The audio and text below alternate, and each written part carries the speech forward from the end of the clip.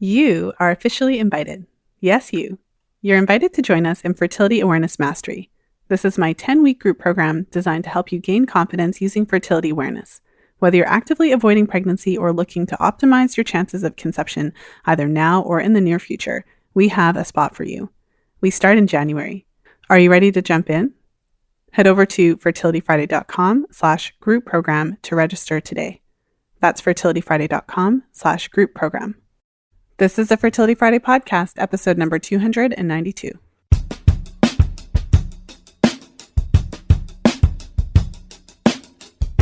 Welcome to the Fertility Friday podcast, your source for information about the fertility awareness method and all things fertility. I'm your host, Lisa Hendrickson-Jack. I'm the author of The Fifth Vital Sign and the Fertility Awareness Mastery Charting Journal. I'm a certified fertility awareness educator and holistic reproductive health practitioner with nearly 20 years of experience teaching women to connect to their fifth vital sign through menstrual cycle charting, balancing hormonal health, and optimizing the menstrual cycle without hormones. I'm outspoken about hormonal birth control and its impact on fertility and overall health because you have the right to know how your body works and how artificial hormones disrupt that natural process. I host live coaching programs to help you achieve optimal fertility and health because it's important to have healthy menstrual cycles regardless of whether or not you want to have babies. I'm also a wife and mother of 2 beautiful boys. I know, I'm a busy girl, but I managed to fit it all in. This podcast is designed to empower you to take full control of your cycles, your fertility, and your overall health. And I'm so excited that you're here with us today.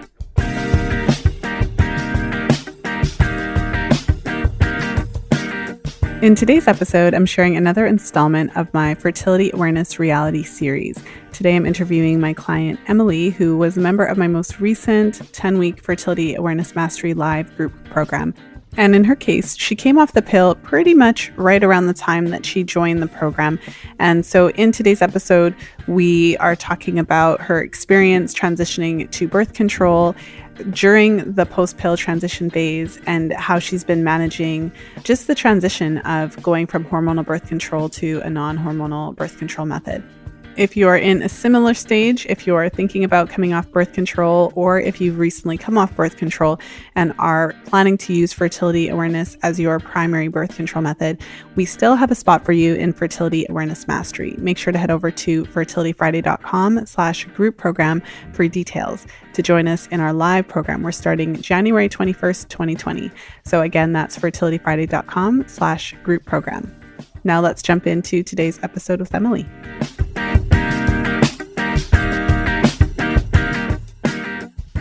And I'm really excited to be here today with my client, Emily. Emily is part of my most recent 10-week group program.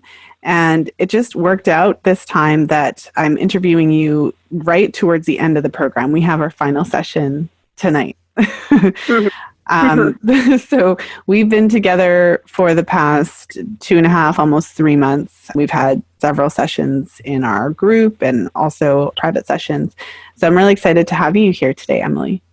Thank you for having me. I'm excited to be here.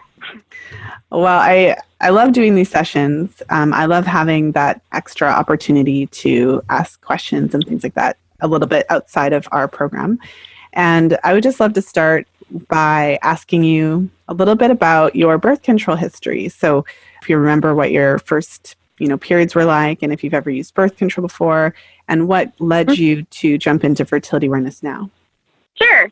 So I got my period around age 12. They were pretty normal. I mean, what you would define normal as, but nothing. I didn't have acne or bad cramps or super heavy periods or anything out of the sort. I started birth control around age 17, strictly for purpose of using birth control. And at first, I didn't have any of the weight gain or typical symptoms that you would associate with birth control. So I didn't really realize I had any symptoms from taking birth control pills until looking back on it. So it seemed to be going really well for me, and I think I switched birth control pill brands maybe like once or twice, but other than that, I was on the same pill for 7-8 years. I just stopped taking birth control pills in September of this year, and so after like a year or so of taking the birth control pills, I started developing symptoms of heavy fatigue. I tested positive for mono. I had low B12, so it was here, take some B12 pills and B12 shots, and you have mono, so that's what your fatigue is from.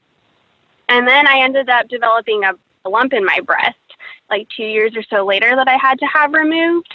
And then it just kind of fed into all these other symptoms. I started developing food allergies and sensitivities, became really autoimmune, positive ANA. I saw an endocrinologist for my thyroid who thought I had Hashimoto's. Turns out I didn't. I was referred to a rheumatologist. They thought I had lupus. So just all these autoimmune kind of symptoms that developed. I started getting really bad gut issues. And so just this past year, I started getting numbness and tingling in my extremities and was referred to a neurologist for MS. So at that point, nothing was really helping with any of my symptoms. So I decided to go a more natural route with seeing a naturopath. And the first thing he said to me was, you've got to get off the birth control pills. So I had heard about fertility awareness method through my now sister-in-law. She's been practicing for like 7 years or so. And so it was kind of on the back of my mind for, I don't know, maybe a year and a half now, but I wasn't ready to take the plunge and ditch the birth control pills. So once I started seeing my naturopath, I was like, I really need to get off these and just see if it's associated with any of the things I've been dealing with the past few years. So my now husband and I, we got married last month, and your class was starting, and I was like, this is all aligning. I'm just going to stop the birth control pills, and I'm just going to learn it and forget about them and see how it helps me. And so that's what led me to taking your class and really starting to learn fertility awareness and getting rid of the synthetic hormones that were in my body. Mm-hmm. Well, I mean, thank you. First of all, thank you for sharing your experience. I mean, there's a lot of different symptoms that you've been experiencing. And I think that anyone who's listening would recognize that we can't just attribute all of those symptoms automatically to the birth control pill. No. Because, some of those symptoms are certainly outside of what we have research and evidence for related to, the pill. But with that said, the fact that your naturopath did encourage you to come off of it, that helps. That would help you to determine if there is, what, if anything, is related to it. Because certainly if you are having issues with autoimmunity and issues with thyroid, potentially issues with fatigue, we know that the birth control pill is associated with a lot of those types of symptoms. So have you, at the time we're recording this, it's just the beginning of December. And so you came off the pill in September. So I think we've probably had a little bit of conversation around that in our group, because it's still a bit early to be able to really know, because you're still in that transition phase. Have you noticed any differences since you've been off of it? Nothing major yet. And nothing that I could really attribute to coming off the pill as well, because I've made some other changes with supplements and things like that. But time will tell. I'm hopeful. The one thing I have noticed is that I kind of knew this was happening, but the main symptom I had from taking birth control pills was absolutely no libido. Like, it was gone. And that has come back. So that has been really nice. Yeah. Well, you mentioned that you were on the pill for a couple different pills, but for about 7 to 8 years. So is that something that you knew during that time, or is that something that you've kind of learned along the way, that it could affect libido? I knew during that time that it could. Yeah. Okay. Well, and you had started, you said you had your first period when you were about 12, and then you went on birth control around age 17. So you had your cycles for about 5 years. I'm just pointing that out. In one of the other reality series episodes that I'm airing around this time, I point things like that out because women who are listening have a range of different experiences. So when you came off the pill, what happened with your period? Did it return right away, or what happened in your case? It did return right away. And there was a point in time about 4 years ago that I stopped the pill for maybe 6 months, and it returned totally normal and right away at that time too. So I was kind of hopeful, but wasn't totally sure. But it did return right away. So. Well, I think it's important to highlight a little bit of that pill history. I mean, those are some of the things that I look for, some of the questions that we go through in our sessions. But there's no guarantees. There's no way to know exactly what's going to happen until you come off of it. But in your case, it's not like you were put on birth control the moment after you had your first cycle. From what you remember, your cycles were quite just typical. What you described, there was nothing really that stood out. So you weren't put on birth control for, medical reasons. You weren't put on birth control to regulate anything or to get rid of acne or anything like that. You were using it purely for birth control. And so I think it's really important to highlight things like that, because for women who may have a different experience coming off the pill, we would look at things like that. How soon were you put on it? Were your cycles able to mature? Sure. We all know that it takes time for our breasts to mature, but for some reason we're not taught that it takes time for our cycles to mature. And also, what were your cycles like before? Because I know a lot of women are really scared when they come off the pill, like maybe their cycles aren't going to return. I think it's helpful to know that that's not always the case. Yeah. Since your cycles have returned, just share with us if there's anything that you have noticed in terms of the cycle parameters, or if everything has just kind of gone back to what you would expect. My period is definitely lighter. So I typically maybe like 2 days of actual flow, and then the rest is spotting. So I'm hoping that will regulate a little bit more over the next few months. That's basically the thing I've noticed different.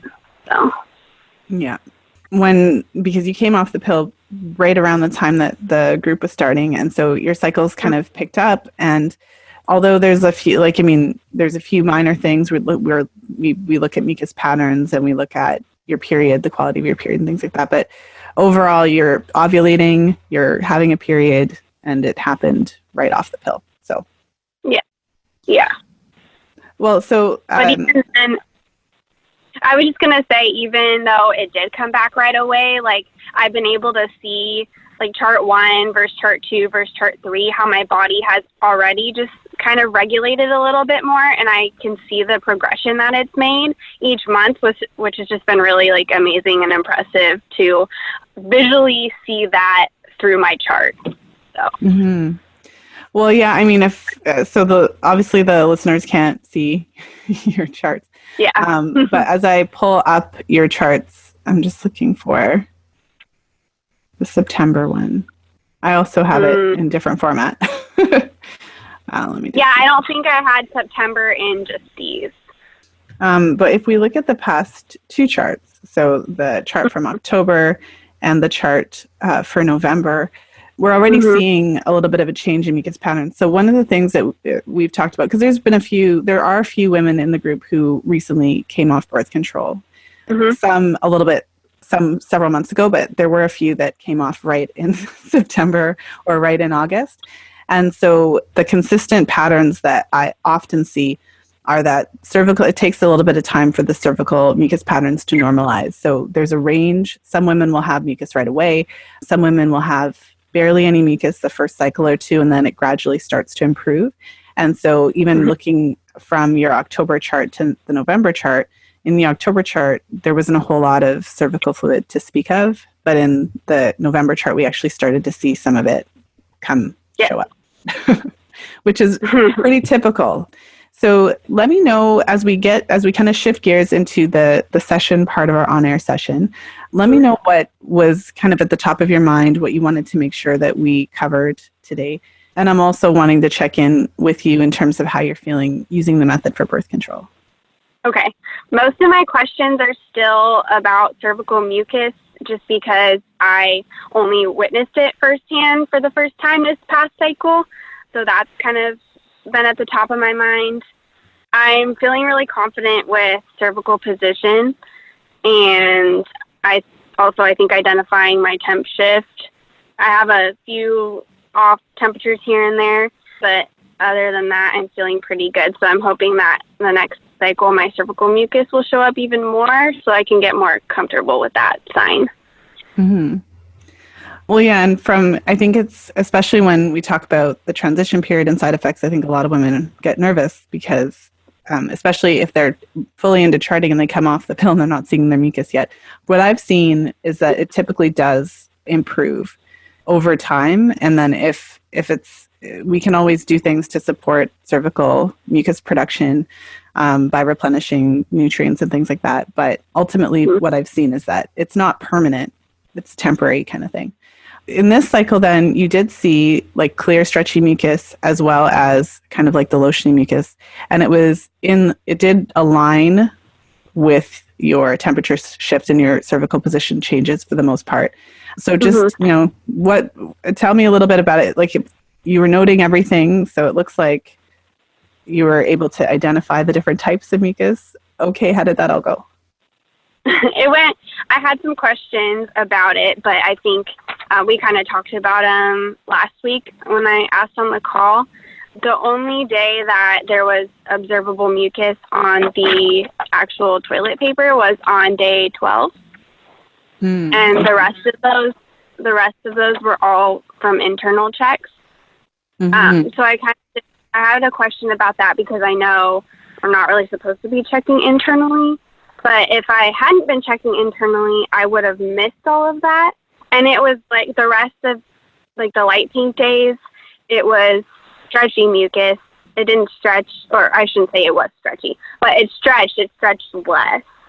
So if I hadn't caught that, I would have marked peak on day 12 or 13. I think. So it wouldn't have aligned. Yeah. Well, one of the things when we're in the transition period, you're at a stage in charting where your cervical mucus production is limited, and it's likely due to the continuous use of hormonal birth control for the past 8 years. When we're in a situation like that, because we know that you are ovulating based on the consistent patterns that we've seen, so we're seeing your temperature shift, we're seeing your cervical mucus, cervical position change, and we're also seeing your period come, following that. So I've seen this pattern a number of times. And so essentially when you're in this phase, it's important to remember that pregnancy is possible in any cycle with ovulation. And what we talked about in our previous session was kind of some guidelines around checking for cervical fluid in this situation. So in this situation, it's not, there's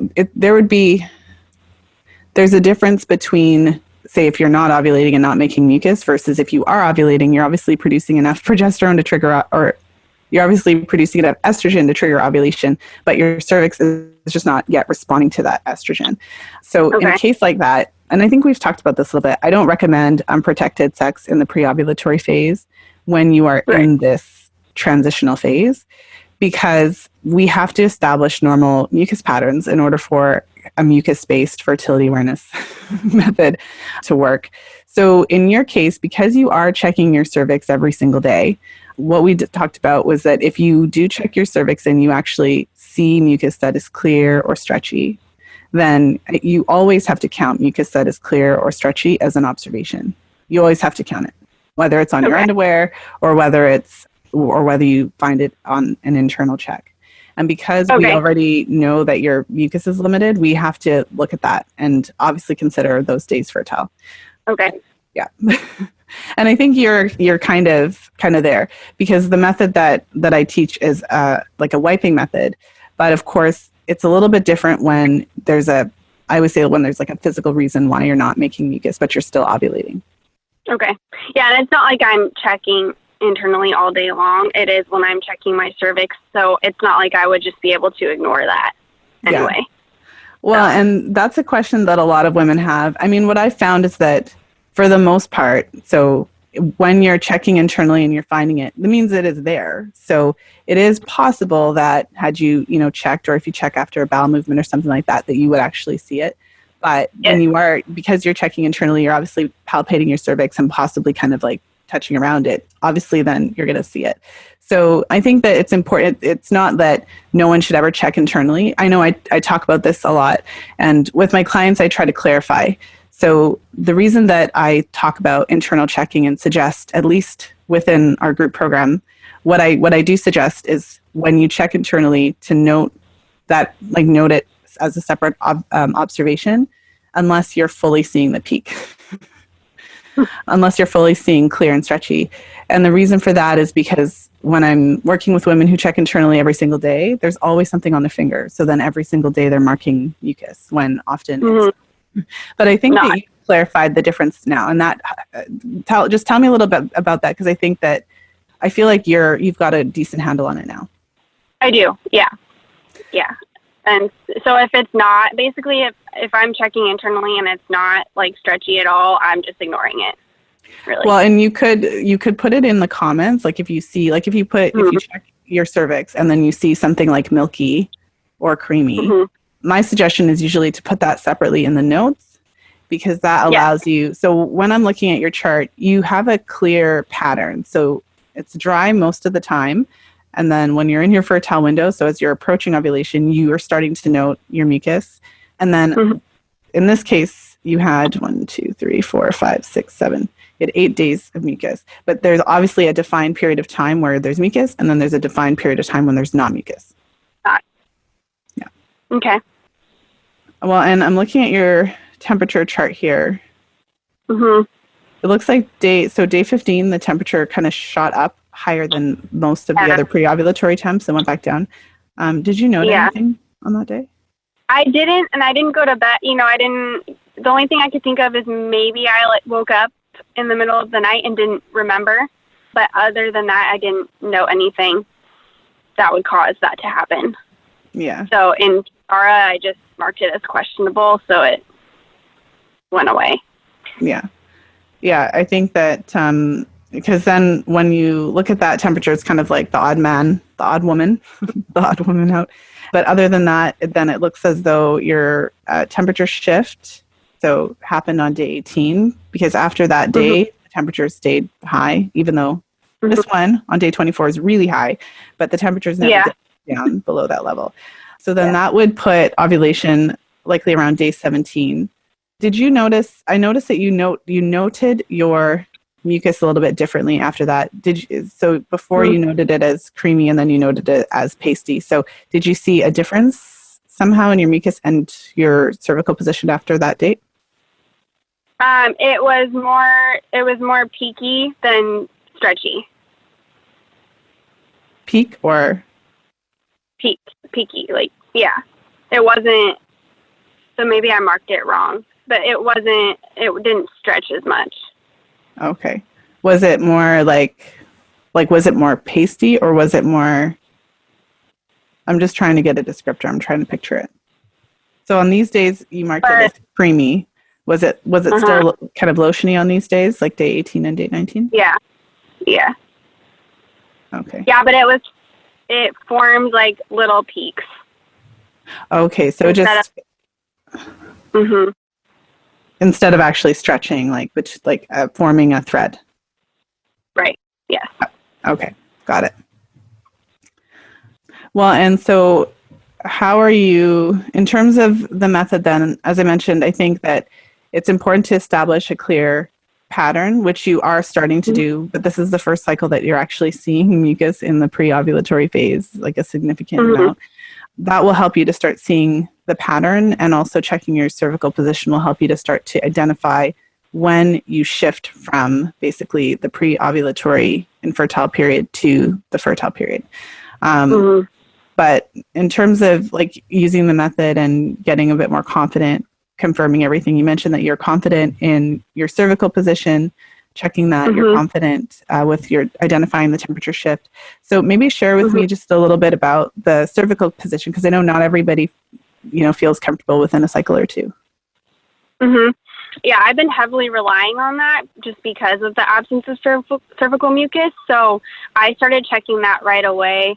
And then in my last hot seat, I think I wasn't confident with it. And then we clarified a couple of things. And so now I'm like, oh yeah, I am feeling that change, and I know what that was and what that was.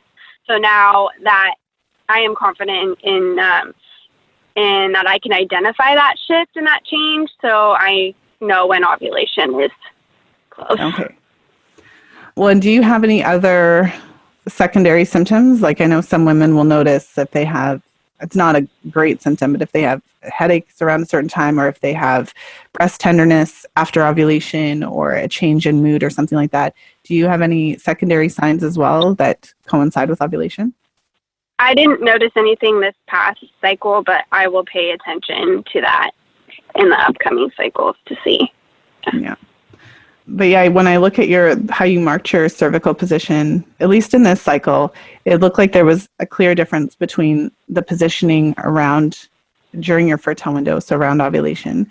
It was in a higher position, more open, and then right kind of coinciding with the date of your temperature shift, it did move into a different position, and then eventually you marked it as more firm. So. Yes. Well, and tell me about, or you mentioned that you had some questions about mucus, and we kind of went through some of those in our session. Were there other areas that you wanted to focus on as well? Just a couple. Yeah. So I'm wondering, with non-peak mucus, like how much of non-peak quantifies it being finger testable?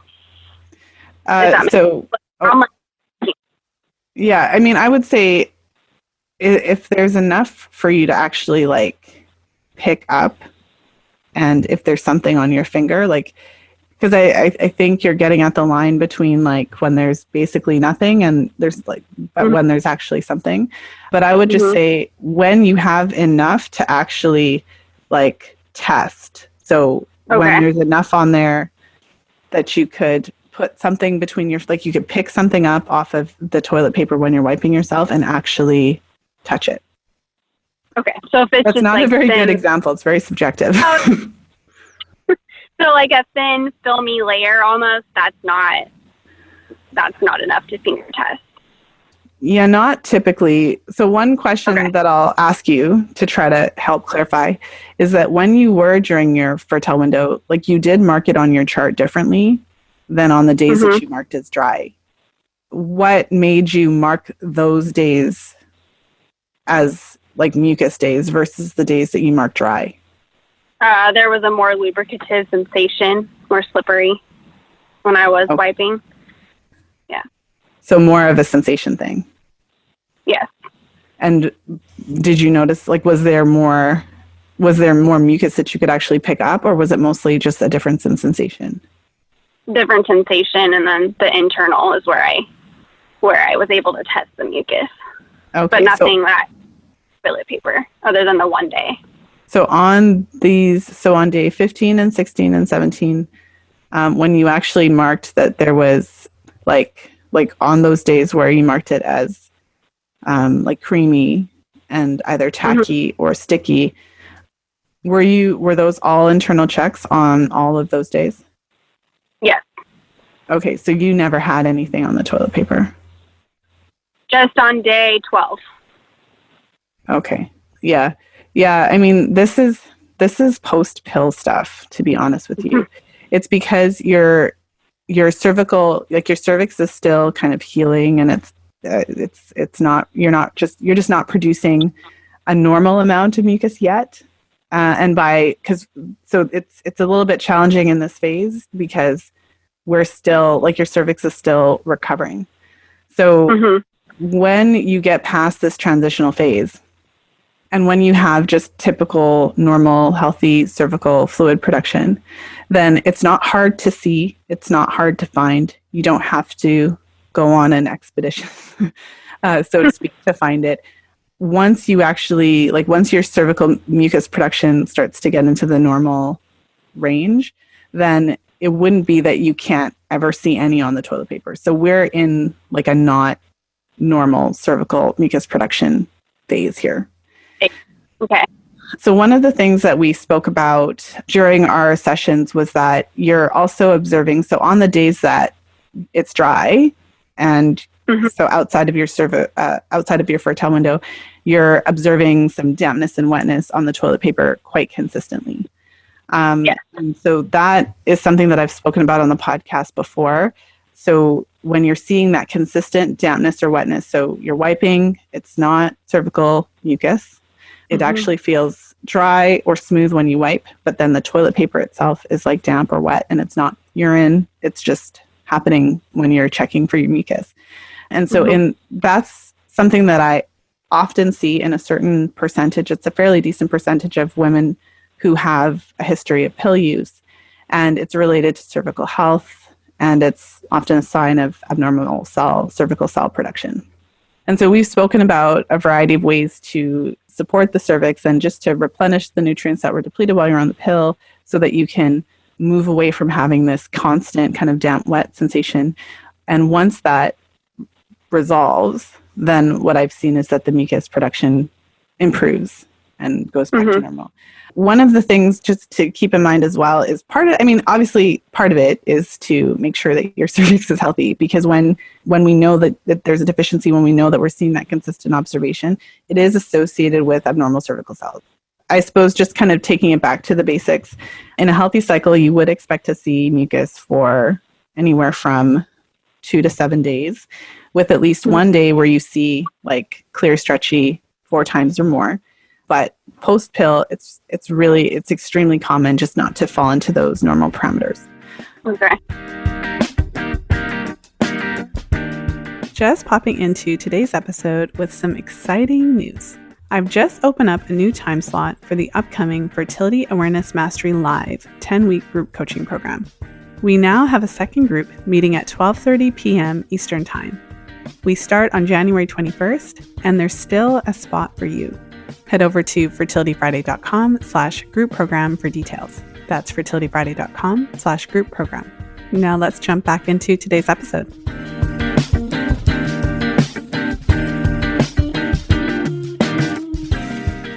When you have a healthy mucus pattern, you would see it on the toilet paper when you wipe, because you would be producing a sufficient quantity that you would see it. So when you're wiping consistently, you're checking all the time and you're not seeing it, that's telling us, okay, this is something we should look at. But in your case, it's not a mystery. We know why. We know the reason why this is happening. So one thing I'll just to keep in mind, that once it does improve, like once you get to the point where your cervix is producing normal amounts of healthy mucus, then it is easier to chart.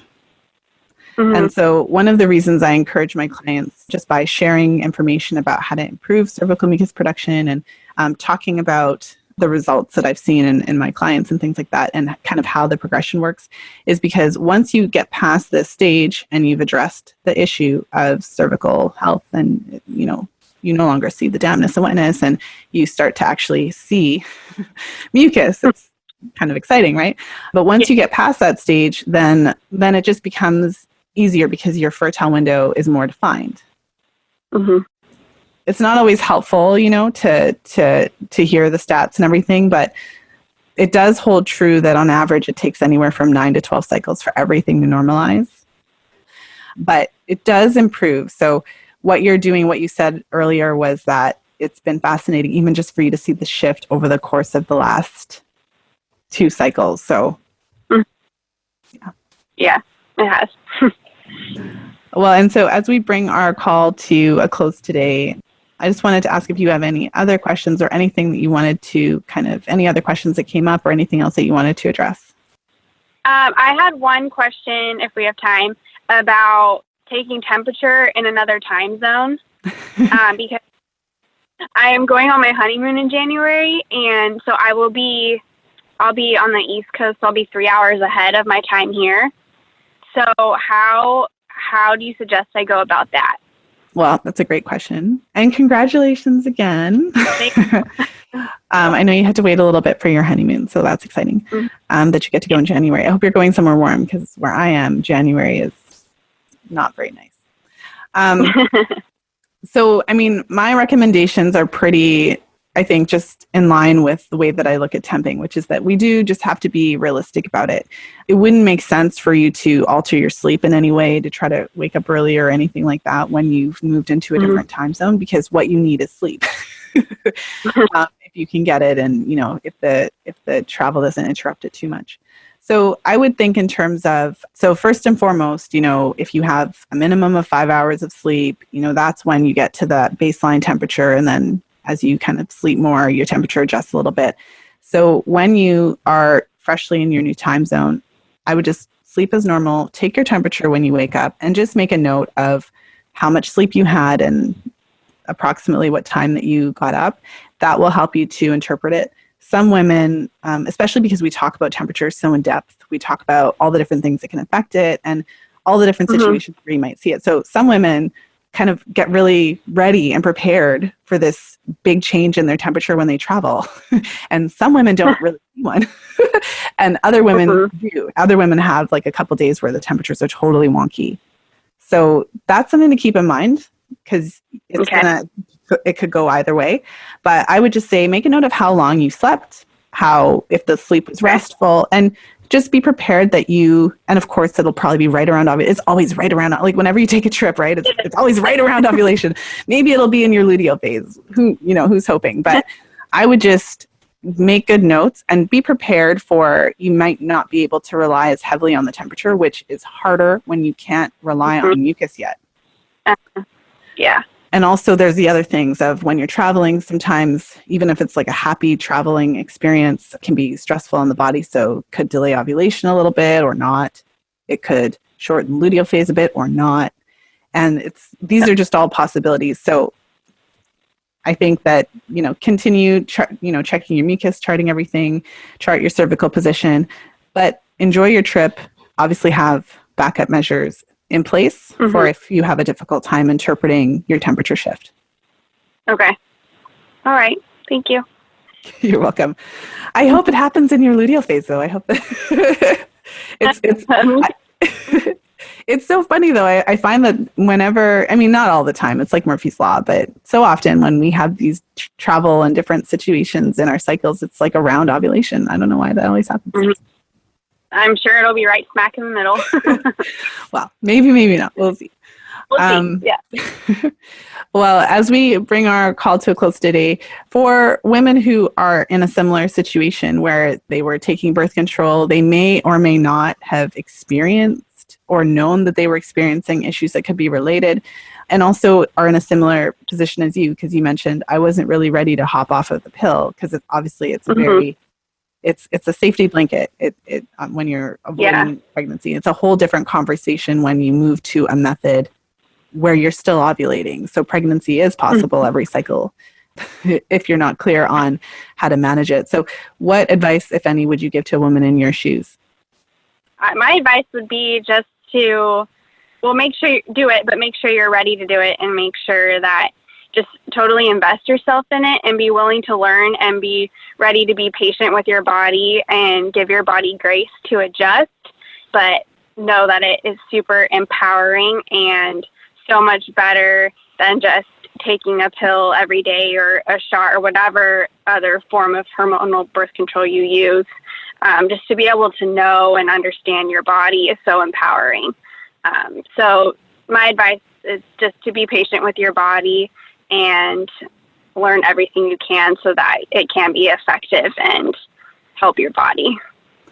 Well, and like a real honest question for you, and I think for most of my clients who are working with me in that 6 month to a year post-pill phase, it's not the same as the charts that you see in taking charge of your fertility, where you're seeing perfect mucus and you're seeing perfect ovulation with the perfect luteal phase and everything's perfectly lining up. It's more challenging.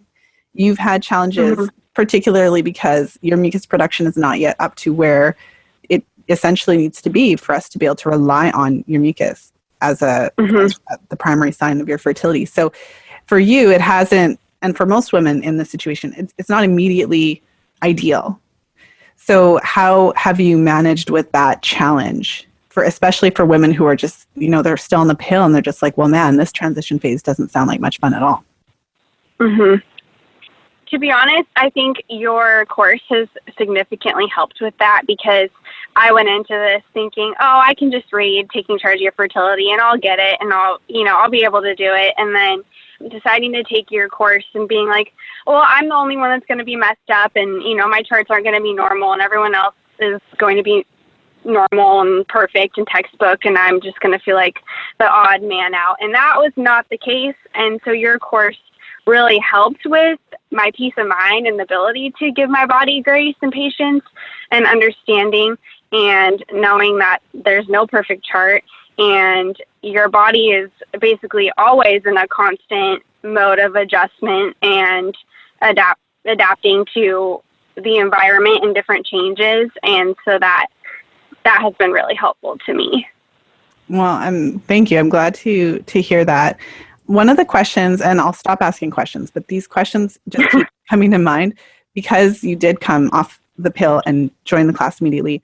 So one of the most common questions that I've started to receive from women who are thinking about joining the class is exactly that. Like, I'm planning to come off the pill this month, or I just came off the pill last month. Should I wait for my cycles to normalize, or should I jump into the class right away? Now, I think that there are pros and cons for each option. But with your experience, what would you say to that question, given that was your exact experience? That is a hard question. I debated back and forth whether I should take your course now or wait. I'm so glad I did not wait, because I have learned so much, even just from listening to the other women. So even though I haven't been identifying my mucus, I've answered questions that I've had in my own head, and it's helped me as I've gone along and made adjustments to be able to learn from the other women in the group and apply that knowledge. I think that if I could take your course again, like 6 months down the road, when my cycle is regulated, my mucus is better and all that, I think I would learn, even more. And so I think it can go either way, but personally, I'm really glad I didn't wait. I'm glad I did it now. And I mean, we started I think the week I came off the pill. So. Mm-hmm. Well, I appreciate that, because there's no there's no right answer. I think that there's positives. So one of the things that, of course, I would say is that if you can chart, and you are, when things are not perfect, then when things do get better and improve as your cycles normalize, it's going to get easier. Sure, certainly you'll have new questions and things like that, but there are certainly options if you need to touch base later on. So it's not like, you know what I mean? If you had a question 6 months down the road, you've got nowhere to go. Yeah. But I do really appreciate you being here with us today. Yeah, I like I said, I always love doing these episodes, and I think that I'm just glad that we were able to kind of support you through that transition period. And I do hope you have a wonderful time on your honeymoon in January. Thank you. Thank you for having me. Thank you for listening. If you enjoyed today's show, please share it with a friend. You'll find the show notes page for today's episode over at fertilityfriday.com/292. I hope that you enjoyed today's episode with Emily. Thank you again, Emily, for coming on the show and sharing your experience transitioning from birth control to fertility awareness. I think that these fertility awareness reality series episodes, where you're hearing a real conversation with one of my actual clients and we're doing a session on air, I think it really answers a lot of the questions that I get around coming off the pill. What's normal? What is my cycle going to look like?